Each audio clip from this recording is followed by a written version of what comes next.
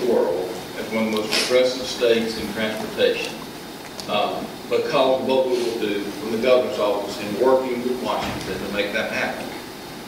I will also do some things to protect our air and our water and create a center here in Georgia for sustainability.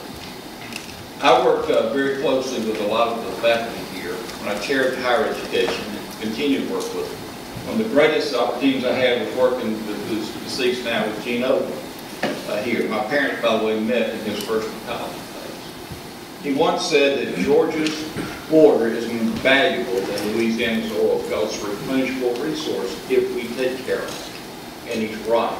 And as your next governor, I will help set those priorities. They'll be Democratic priorities, and that is how we move our state and our party forward. I want to ask for your vote and support. Sign on our website. Come help us. Let's make a difference and move forward with our party and our state. Great to be with you. Thank you. Mr. Cameron. One definition of insanity is doing the same thing, the same way, over and over and over again and expecting different results. Listen, you know, I definitely respect all of my colleagues here today. I think they're very honorable men. And when it's all said and done, our goal is to make sure that a Democrat is in office in 2010, and that's what's going to happen. But I want to encourage all of you to log on to my website at www.cameronforgovernor.com, and I want you to join our team to help bring hope to all of Georgia. You know, a lot of times people serve in office for 10, 15, 30 years or so. In my opinion, some of those people are some of the reasons that we're in the condition that we're in. So do we continue to do the same thing over and over again? Or do we get people who will listen to the voices of all the people? I didn't come here today with trinkets in my pocket or something I could pull out of the hat and tell you what I'm going to do for you and this is what you should have. But I came with a common sense approach. I understand real people with real concerns. I've served as mayor of a small town in South Georgia. Collectively, small towns and other cities across the state make up Georgia. Make Georgia what it is right now. And I think we've got to go back to the roots of where our state was founded. We've got to go back to listening to people who are concerned. We can no longer just look at one person because of this or because of that. We've got to look at a person who will understand our needs, ones who will not let the people of Georgia down, the ones who will not let our educational system down, the ones who will not let the very fabric of our family down. It's time out for partisan politics and all these other things. We've got to get a leader in this state who can move Georgia forward, period. Thank you so much, and I encourage each one of you to get one of my cards so you can find out a little bit more about me before you leave out. We'll be right at the door. Thank you so much for inviting us, and you are a Class Act organization. Thank you. Mr. Barnes. Well, I want to thank all of you for allowing me to come and visit with you also. I want to tell you this. As I said in the beginning, these are all honorable individuals on both sides.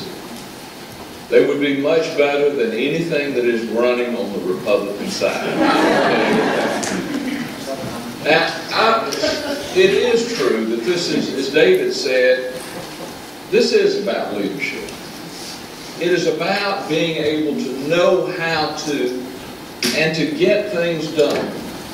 Now, there are people that have disagreed with me, and some of them correctly disagreed with me in the past about stands I've taken or things I've done. Well, one thing even my critics will have to admit is that when I make up my mind to try to get something done, it moves. Everybody that I talk to when we were trying to change the flag says, you're crazy to do this. You're going to commit political suicide, and you can't do it. And I said, I cannot allow this state to become torn apart on an issue like that. And we did it. And though there are some here that stood with me, some that didn't. And I will tell you that I can do the same thing in education, in transportation, and all of the other things that plague us as a state. We're at a crossroads here. We're at a crossroads that, like none other that you've experienced in your lifetime. I saw it back in the early 1960s when the big decision was whether we were going to integrate the schools or not. And one group went one way and played to the crowd and said, we'll never integrate. And the other said, no, we're going to do what's right and do it. And we're going to adhere to the laws of the Constitution of the United States. That's what is at stake here. Whether we will be a prosperous state, whether we will be a state that stands for something, or just simply gets kicked down the can. Mr. Baker. Thank you, Jim. Thank you so much again, and all of my colleagues who are here this afternoon. But most importantly, thanks to all of you who have taken your Saturday afternoon and you've come out to hear those of us who wish to lead this state. I want to tell you that this can all boil down to just one thing. This is about the future of Georgia. It's about your future. It's about my future. It's about our kids' future. It's about the future of this great state. What we've got to do is to make sure that we're going to elect a Democratic governor who's willing to stand up, to account for what's right in this state, and to do the right things for the right reasons, and not to be afraid to say so. You know, we've made great gains in this state because we've had Democrats who've been willing to take sometimes not the most popular position, but the right position for the right reasons. It's the reason I was so embroiled and caught up in this health care debate over the last 2 or 3 weeks. Because it's the right thing to do, to make sure that people around this state have access to affordable health care.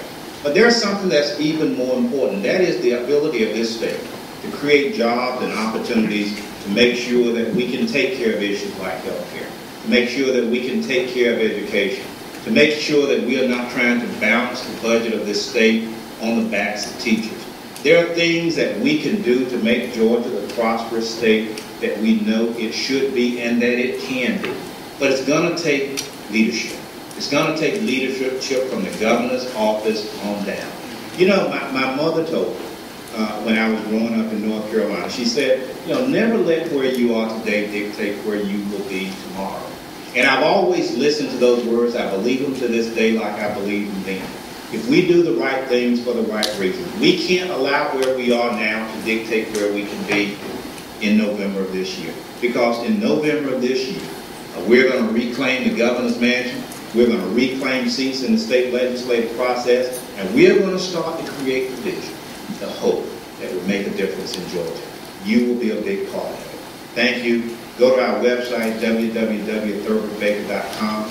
I'd love to have your vote. I'd love to have your support. Let's make a difference in this state.